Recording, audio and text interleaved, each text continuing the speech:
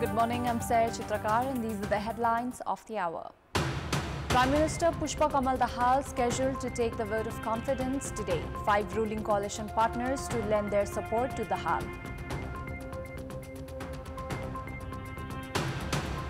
A 5-point agreement reached between the government and the family of Arati Shah to continue investigation on Shah's murder. Israeli Prime Minister Benjamin Netanyahu says Israel would press forward with its military campaign into Rafah amid rising international pressure. And Nepal up against PNG in the title decider of the Hong Kong T20 International Triangular Series today. The match to kick off at 12 p.m. Nepal time. Prime Minister Pushpa Kamal Dahal is scheduled to take the vote of confidence at the Parliament today. The Premier is scheduled to present a proposal regarding the vote of confidence during the meeting of the House of Representatives that is slated to begin at 11 a.m. later today. He has also made preparations to clarify the reasons behind the change in political equation. Ruling alliance partners CPN Maoist Centre, CPN UML, Rashtriya Swatantra Party, Jata Samajwadi Party and CPN Unified Socialist are certain to vote in favour of Prime Minister Dahal. All the ruling parties have issued whip directing their lawmakers to mandatorily attend today's meeting. Meanwhile, the largest party of the parliament, Nepali Congress, has decided not to lend their support to Dahal. Likewise, Rashtriya Prajatantra Party, Loktantrik Samajwadi Party, Janamat Party and Nepal Workers Peasants Party will also not lend their support to Dahal. Nagarik Unmukti Party, meanwhile, is still uncertain in this regard. Jana Morcha, that had remained neutral in the National Assembly election, will do the same today. Prime Minister Dahal broke the previous alliance and formed a new one, including CPN UML, to bag the post of National Assembly Chair. Even if the Maoist Centre is not to lead the government, it will have the Constitutional Council membership. Premier Dahal's move of appointing his brother as the National Assembly Chair has been prompted by his lust for power. Meanwhile, UML Chair Oli has lost the Constitutional Council membership. As per the provisions of the council, those from the opposition parties are to be appointed as members. The largest party of the parliament and the main opposition, Nepali Congress, meanwhile, has lost the opportunity of leading the government as per the power-sharing deal of the previous alliance and the post of the National Assembly Chair. Although Premier Dahal will easily secure the vote of confidence today, it will be difficult for him to give continuity to the current alliance. A 7-point agreement has been signed between the 5-party ruling alliances a week after an 8-point agreement was reached between 4 ruling parties. The statement does not include allocation of the post of National Assembly Vice Chairperson to CPN UML. Legworks are underway to give the post to the ruling alliance partner CPN Unified Socialist. It has also been revealed that CPN Unified Socialist Chair Madhav Kumar Nepal has also demanded the government leadership in the power-sharing deal.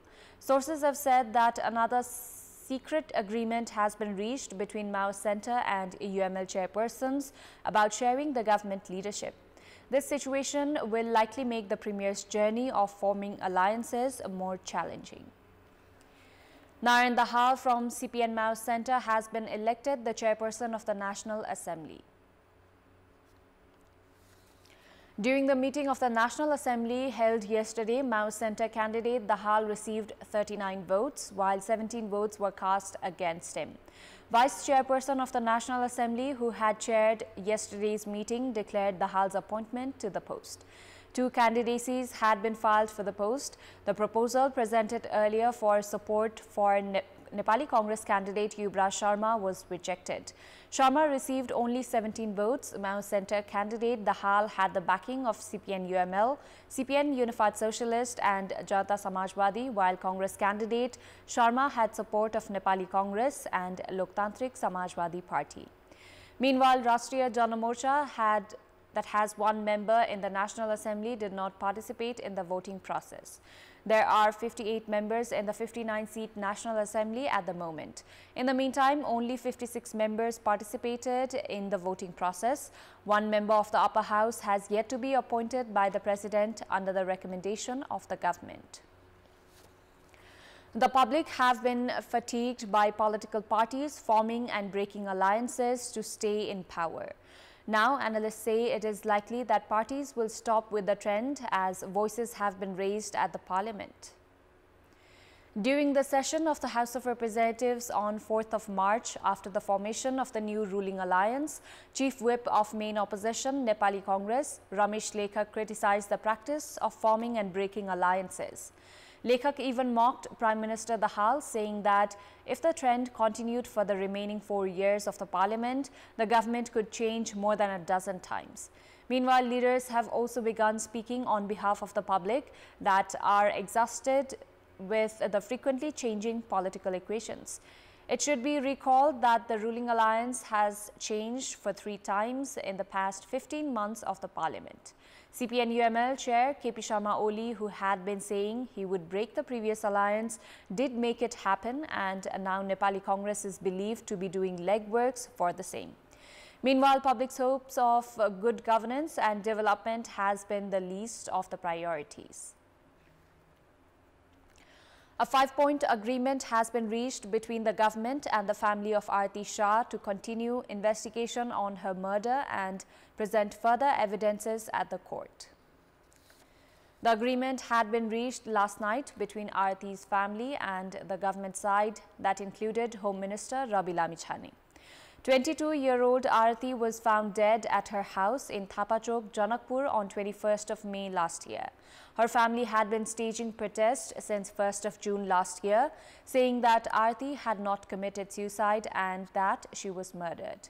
The agreement was signed by Joint Secretary of the Home Ministry Narayan Prasad Bhattarai, Chief District Officer of Kathmandu and Under Secretary Ekdev Adhikari from the government side, while Aarti's mother Nirmala Devi Shah, Prem Shah and her maternal uncle Santosh Kumar Shah signed the agreement. As per the agreement, a team of the Central Investigation Bureau CIB of Nepal Police will further investigate the case and present additional evidences to the court. The CIB has been allocated 45 days for this.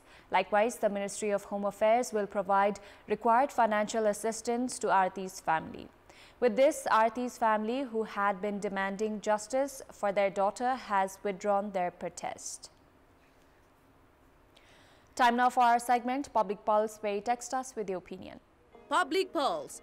Here's the question. What do you think the government should immediately do in order to address the issue of victims of loan sharks? Your options are A, remission of illegally issued loans, B, action against loan sharks, and C, provide full authority to concerned commission. Voting is on. Type any WS, select your option A, B or C and send it to 34001 to share your opinion with us. The Department of National ID and Civil Registration has directed all 753 local levels and diplomatic units abroad to issue national ID numbers to individuals while registering for birth certificate. The department says the birth registration number will be used as the national ID card number while the individual reaches 16 years of age, and has said there will be no issue to register birth even if the child's parents do not have national ID number. The department has said interested individuals can register for birth and deaths through diplomatic units in 15 countries, which includes China, Japan, Qatar, UK, Australia, South Korea, Canada, among others. In our Public Voice segment, we had asked people in several provinces, why is it important to register birth? Let's take a look at what they had to say.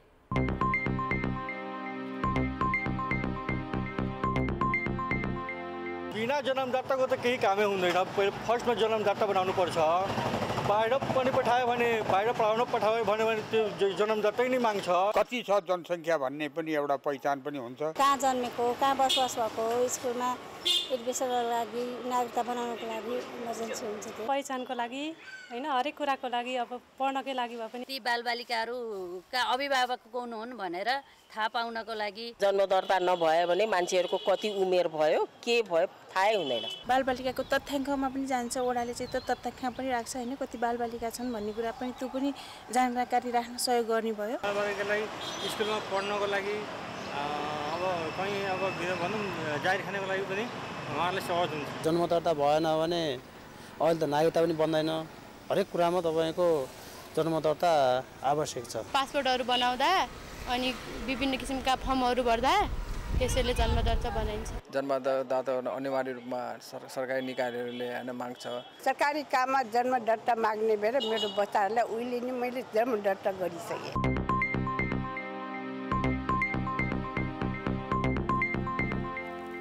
Individuals with health insurance will now have to pay 20% of the amount at hospitals other than government health institutions. The Health Insurance Board, making amendments to the regulation related to self-payment, has made arrangement for 20% payment in hospitals other than government. Meanwhile, those insured will have to pay 10% at government hospitals. The board has said that the amount has to be paid separately and not from the insurance fee. The decision is set to be implemented from the first day of the upcoming Nepali year. Likewise, service seekers will have to make self-payment at 15-bed government hospitals, which previously was 25-bed. Those who are financially weak, those above the age of 70 and those disabled will not have to make self-payment. Likewise, it is not required while availing emergency services. Around 7.9 million individuals have been included in the government's health insurance program, while there are 460 service providers across the country. The program has been implemented in all local level of Kathmandu except Budanilkantha. However, the board has been unable to pay as per the insurance scheme. The board has said that they have not paid 5 billion rupees to service seekers since the beginning of the ongoing fiscal year. Time now for international update.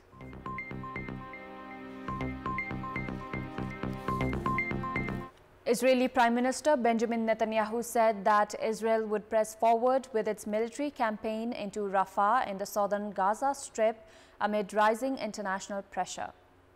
The growing chorus of voices have joined in calls for Israel not to enter Rafah, one of the latest, in fact last, relatively safe areas where 1.5 million people have sought shelter. Netanyahu's comment came as European Union leaders plan to urge Israel not to launch a ground operation in Rafah, according to draft conclusions of an upcoming summit. The text will require the approval of all EU's 27 national leaders to be adopted at the summit on March 21st and 22nd. US, in the meantime, three Palestinian civilians have been shot and killed by Israeli forces in occupied East Jerusalem, including a teenage boy playing with firecrackers. At least 31,184 Palestinians have been killed and 72,889 injured in Israeli attacks on Gaza since October 7. The death toll in Israel from Hamas's October 7 attacks stands at 1,139 and dozens continue to be held captive. Mexican students attacked the premises of the Guerrero prosecutor's office building yesterday after President Andrés Manuel López Obrador informed the police agent who allegedly killed the student's peer last week escaped from his detention. Students from Ayotzinapa School in the southern state of Guerrero and members of student organizations stormed the premises, destroying 11 vehicles and injuring 20 agents, local media reported. Unrest began last Thursday when the state police opened fire on a vehicle with rural students, killing 23-year-old Yankee Cothan Gomez, detaining another and releasing other two. López Obrador condemned the killing on Monday, saying it was an abuse of authority. The murder took place one day after a group protesting the disappearance of 43 students in Mexico in 2014 knocked down a door to the country's presidential palace, demanding justice for the unsolved case. Police in Brazil arrested a man after he hijacked a bus and shot 2 people at a bus station in Rio de Janeiro before holding 17 people hostage for about 3 hours. The man, who was not identified by authorities, handed himself over to police, according to a spokesperson for the Rio police. The bus, which had been scheduled to depart to the city of Juiz de Fora in Minas Gerais state, was waiting at the station platform yesterday afternoon when the suspect broke into it after shooting and injuring 2 people outside the bus. The man was arrested and all the hostages, who included elderly people and children, were freed. The 2 people hurt by the gunshots received medical care, with one of them taken to hospital. Rio's bus station said in a statement that its operations were fully suspended upon police orders. Thefts and hijacks targeting buses near Rio's main bus station have become common this year, with the buses in some cases being taken to the city's poor favela neighborhoods. Before wrapping up, here's a look at the top stories once again. Prime Minister Pushpa Kamal Dahal scheduled to take the vote of confidence today. 5 ruling coalition partners to lend their support to Dahal. A 5-point agreement reached between the government and the family of Aarti Shah to continue investigation on Shah's murder. Israeli Prime Minister Benjamin Netanyahu says Israel would press forward with its military campaign into Rafah amid rising international pressure. And Nepal up against PNG in the title decider of the Hong Kong T20 International Triangular Series today. The match to kick off at 12 p.m. Nepal time. That's all for the moment. Thank you for watching. Bye for now.